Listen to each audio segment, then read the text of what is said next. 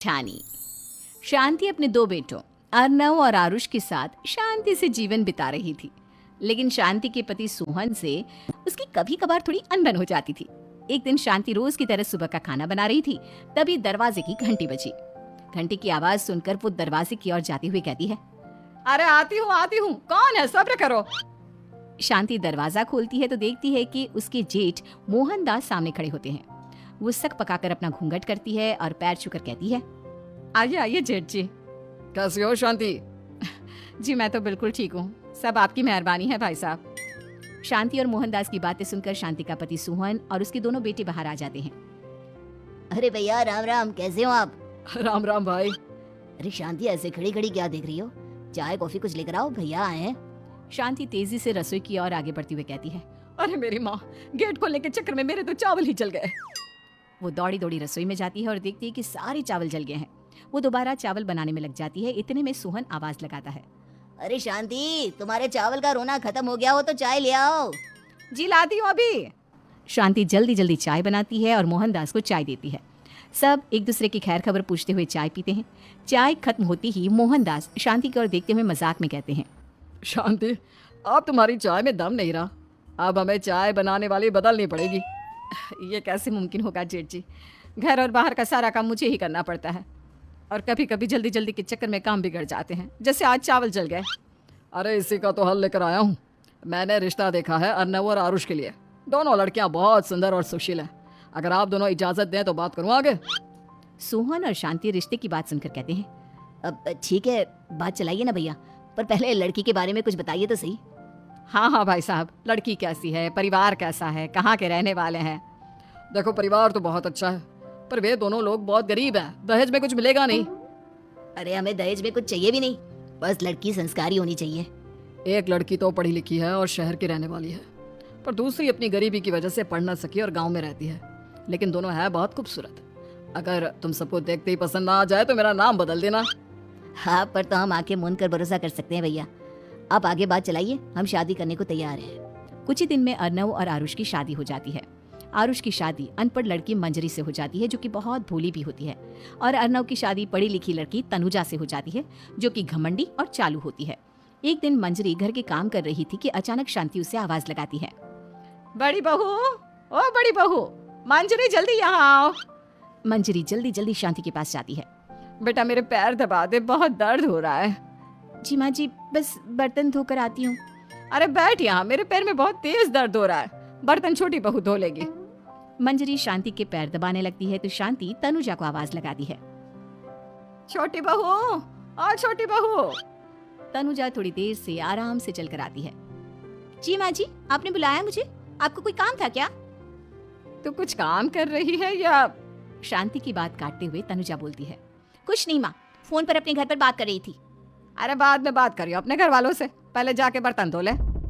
तनुजा मुंह बनाते हुए अपनी जिठानी की ओर देखती है और मन ही मन कहती है, ये महारानी वहाँ बैठी है, ये नहीं कि बर्तन धो ले। मैंने इतनी पढ़ाई बर्तन धोने के लिए की थी क्या? तनुजा दांत पीसकर वहां से चली जाती है। अगले दिन सब दफ्तर चले जाते हैं, तभी डाकिया चिट्ठी लाता है। शांति चिट्ठी लेकर मंजरी से कहती है, बड़ी बहू, जरा छोटी बहू को बुलाना, एक चिट्ठी आई है। मेरी तो आंखें कमजोर है तो मुझसे पढ़ा नहीं जाएगा। मंजरी तनुजा के पास जाकर कहती है, तनुजा, तुम्हें माँ जी बुला रही हैं। मुझ पर हुक्म मत चलाओ, काम बताओ काम।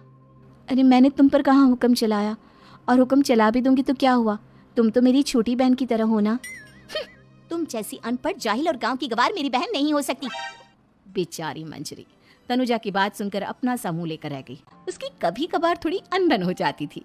एक दिन शांति रोज की तरह सुबह का खाना बना रही थी, तभी दरवाजे की घंटी बजी। घंटी की आवाज सुनकर वो दरवाजे की ओर जाते हुए कहती है, अरे आती हूँ, कौन है? सब्र करो। शांति दरवाजा खोलती है तो देखती है कि उसके जेठ मोहनदास सामने खड़े होते हैं। वो सक पकाकर अपना घूंघट करती है और पैर छूकर कहती है, आइए आइए जेठ जी। कैसी हो शांति?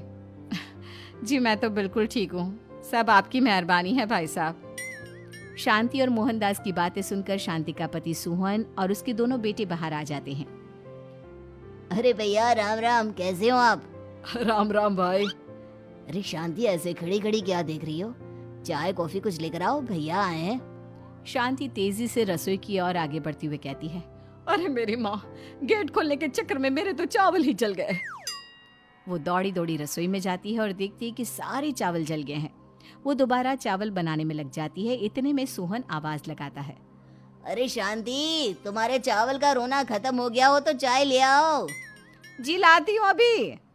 शांति जल्दी जल्दी चाय बनाती है और मोहनदास को चाय देती है। सब एक दूसरे की खैर खबर पूछते हुए चाय पीते हैं। चाय खत्म होती ही मोहनदास शांति की ओर देखते हुए मजाक में कहते हैं। शांति, अब तुम्हारी चाय में दम नहीं रहा, अब हमें चाय बनाने वाली बदलनी पड़ेगी। ये कैसे मुमकिन होगा जेठ जी? घर और बाहर का सारा काम मुझे ही करना पड़ता है और कभी कभी जल्दी जल्दी के चक्कर में काम बिगड़ जाते हैं, जैसे आज चावल जल गए। अरे इसी का तो हल लेकर आया हूँ। मैंने रिश्ता देखा है अर्नव और आरुष के लिए। दोनों लड़कियाँ बहुत सुंदर और सुशील हैं। अगर आप दोनों इजाज़त दें तो बात करूँ आगे। सोहन और शांति रिश्ते की बात सुनकर कहते हैं। अब ठीक है, बात चलाइए ना भैया, पर पहले लड़की के बारे में कुछ बताइए तो सही। हाँ हाँ भाई साहब, लड़की कैसी है, परिवार कैसा है, कहाँ के रहने वाले हैं? देखो, परिवार तो बहुत अच्छा है, पर वे दोनों लोग बहुत गरीब हैं। दहेज में कुछ मिलेगा नहीं। अरे हमें दहेज में कुछ चाहिए भी नहीं, बस लड़की संस्कारी होनी चाहिए। एक लड़की तो पढ़ी लिखी है और शहर की रहने वाली है, पर दूसरी अपनी गरीबी की वजह से पढ़ ना सकी और गांव में रहती है। लेकिन दोनों है बहुत खूबसूरत। अगर तुम सबको देखते ही पसंद ना आ जाए तो मेरा नाम बदल देना। हाँ, पर तो हम आंखें मूंद कर भरोसा कर सकते हैं भैया। आप आगे बात चलाइए, हम शादी करने को तैयार हैं। कुछ ही दिन में अर्नव और आरुष की शादी हो जाती है। आरुष की शादी अनपढ़ लड़की मंजरी से हो जाती है, जो कि बहुत भोली भी होती है। और अर्नव की शादी पढ़ी लिखी लड़की तनुजा से हो जाती है, जो कि घमंडी और चालू होती है। एक दिन मंजरी घर के काम कर रही थी कि अचानक शांति उसे आवाज लगाती है। बड़ी बहू, ओ बड़ी बहू, मंजरी जल्दी यहाँ आओ। मंजरी जल्दी जल्दी शांति के पास जाती है। बेटा मेरे पैर दबा दे, बहुत दर्द हो रहा है। जी माँ जी, बस बर्तन धोकर आती हूँ।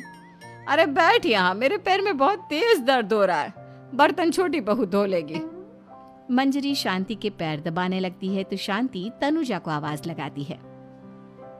छोटी बहू, ओ छोटी बहू। तनुजा थोड़ी देर से आराम से चलकर आती है। जी माँ जी, आपने बुलाया मुझे? आपको कोई काम था क्या? तो कुछ काम कर रही है या? शांति की बात काटते हुए तनुजा बोलती है। कुछ नहीं माँ, फोन पर अपने घर पर बात कर रही थी। अरे बाद में बात करियो अपने घर वालों से, पहले जाके बर्तन धो ले। तनुजा मुंह बनाते हुए अपनी जिठानी की ओर देखती है और मन ही मन कहती है, ये महारानी वहाँ बैठी है, ये नहीं कि बर्तन धो ले। मैंने इतनी पढ़ाई बर्तन धोने के लिए की थी क्या? तनुजा दांत पीसकर वहां से चली जाती है। अगले दिन सब दफ्तर चले जाते हैं, तभी डाकिया चिट्ठी लाता है। शांति चिट्ठी लेकर मंजरी से कहती है, बड़ी बहू जरा छोटी बहू को बुलाना, एक चिट्ठी आई है। मेरी तो आंखें कमजोर है तो मुझसे पढ़ा नहीं जाएगा। मंजरी तनुजा के पास जाकर कहती है, तनुजा तुम्हें माँ जी बुला रही हैं। मुझ पर हुक्म मत चलाओ, काम बताओ काम।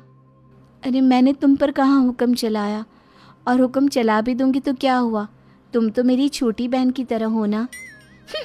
तुम जैसी अनपढ़ जाहिल और गांव की गवार मेरी बहन नहीं हो सकती। बेचारी मंजरी तनुजा की बात सुनकर अपना सा मुंह लेकर रह गई।